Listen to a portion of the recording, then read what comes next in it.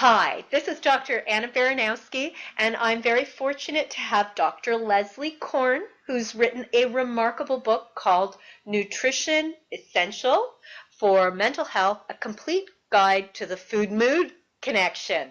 So thank you for joining us, Leslie. Oh, my pleasure, Anna. Great to be here. Great. I actually am thinking a lot about, is it actually possible to use what we eat to help us heal after trauma? And, a couple of other questions like what is this connection between stress and food? And I know that there is a strong connection between stress, inflammatory disease, and autoimmune diseases. And I think maybe they are really connected. So it makes me wonder about reducing inflammation in the body and kind of both the foods that you recommend and the foods that you want us to avoid. So let's start with, is it possible for us to, eat foods that help us heal after trauma? Absolutely. It's possible to eat foods that help us heal from all kinds of mental distress. And I propose that we return to what I call authentic nutrition or ancestral nutrition. After all, our bodies are chemical repositories. We function much like a car functions. We need the right fuel, we need lubrication, we need electrical connections, and all of that happens through the chemistry of food. Now, what's this And ancestral food that you're talking about? Can you just define that for the people who are watching? yes, it really puts to rest this concept that there is any one right way to eat. There are multiple ways to eat because we are all very different. Some of us evolved and grew up in the tundra of Alaska, eating blubber and very few carbohydrates. Some of us evolved in the tropics with fruits and vegetables, very low carnivore type foods. And so rather than thinking about there being just one right diet for us, I ask my clients to work with me to identify their cultural and genetic heritage, just like we decide whether we're putting in 97 octane or 98 octane or diesel. So do we need to get the right mixture of fuel to fuel our brain. Mm, So it's like knowing where you came from. That's what you mean by ancestral. But is it also connected to, not using foods that are packaged and processed? Yes, eliminate the fake.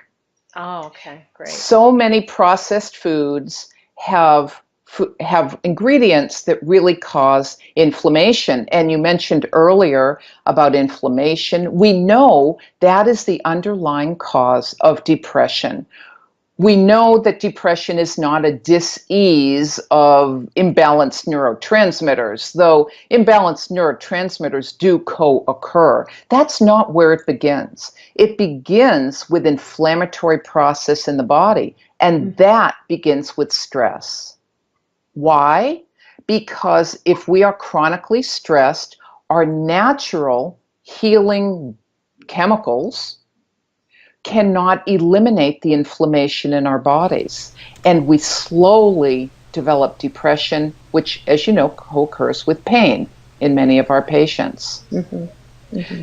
So the idea that we reduce inflammatory foods like sugar and refined flour and fake foods, fake ingredients, and use the natural foods that nature has given us to reduce inflammation, that's the first step with my clients. Wow. Okay. And what kinds of foods do you recommend for people to actually eat? So you've mentioned stop eating the refined foods, the packaged goods, the sugars, anything that has been processed. But what do you recommend?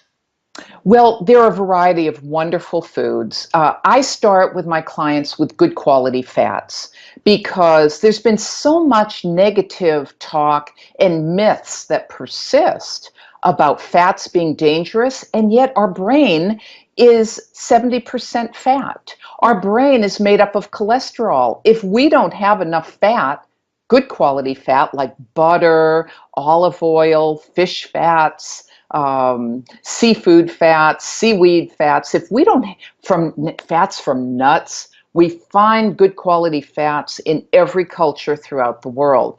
That is where I start to work with my clients to nourish the brain, to give it the fuel it needs to function, and for those synapses to communicate with each other.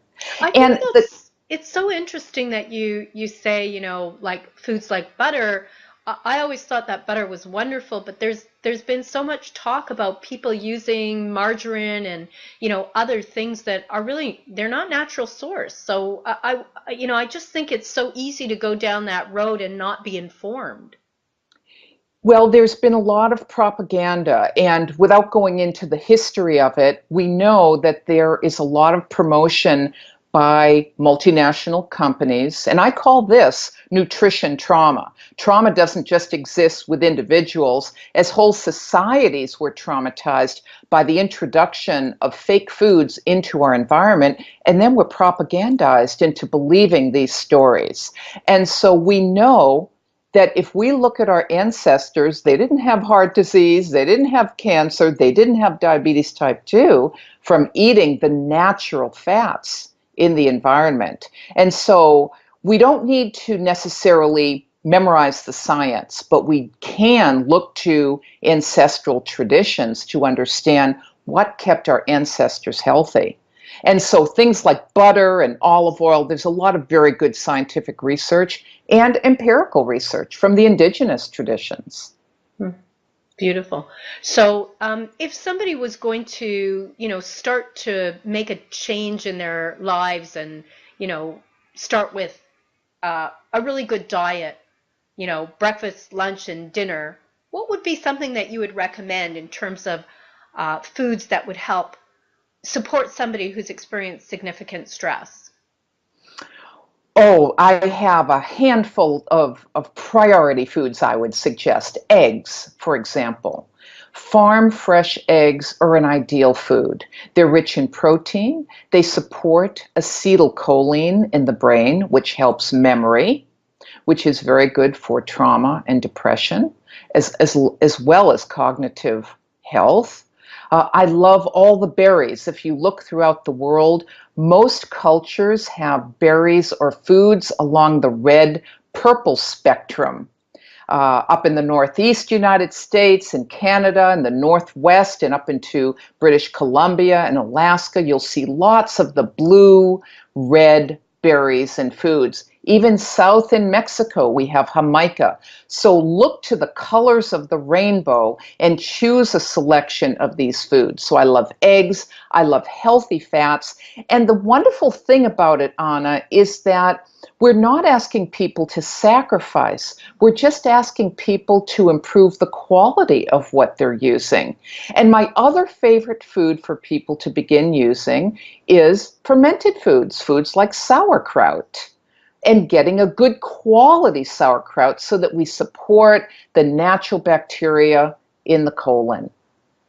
Wow, amazing. So really, I want to just thank you so much for the time you spent with us today, and just this idea that you can really use food to help support you in healing after trauma, and that there apparently is a very important connection between stress, inflammation in the body, and food, and that we can turn things around by using food, specifically some of the foods that you suggested. Now, I think we talked about maybe having a handout for people that has your contact information as well, that we can add to this video as well at the end. But for everybody to just really take a moment and reflect on what you're eating and think about incorporating the important foods that Leslie's talking about and avoiding the ones that don't. And if you really want an amazing read and an in-depth knowledge about this, then Leslie's book, Nutrition Essentials for Mental Health. And thank you so much, Leslie, for joining us today.